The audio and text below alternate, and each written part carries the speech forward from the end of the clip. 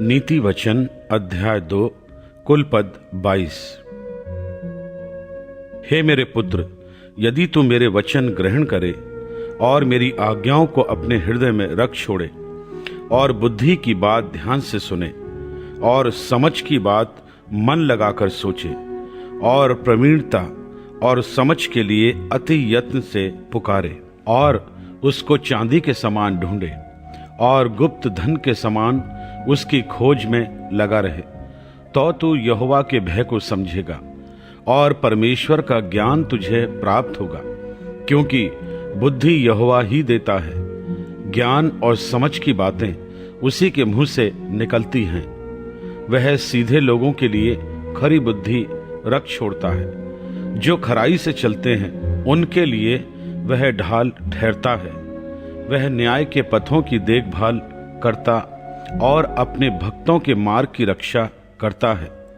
तब तू धर्म और न्याय और निष्पक्षता को अर्थात सब भली भली चाल को समझ सकेगा, क्योंकि बुद्धि तो तेरे हृदय में प्रवेश करेगी और ज्ञान तुझे सुख देने वाला लगेगा।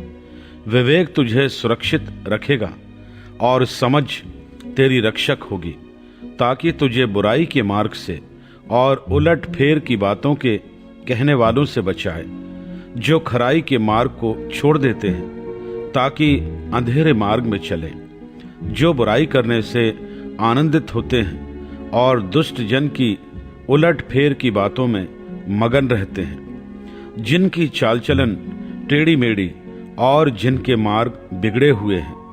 तब तू पराई स्त्री से भी बचेगा, जो चिकनी चुपड़ी बातें बोलती है और अपनी जवानी के साथी को छोड़ देती और जो अपने परमेश्वर की वाचा को भूल जाती है।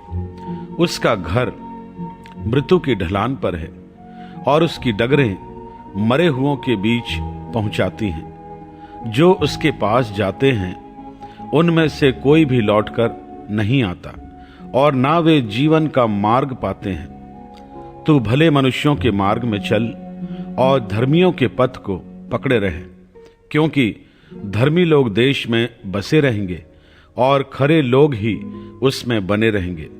दुष्ट लोग देश में से नष्ट होंगे और विश्वासघाती उसमें से उखाड़े जाएंगे।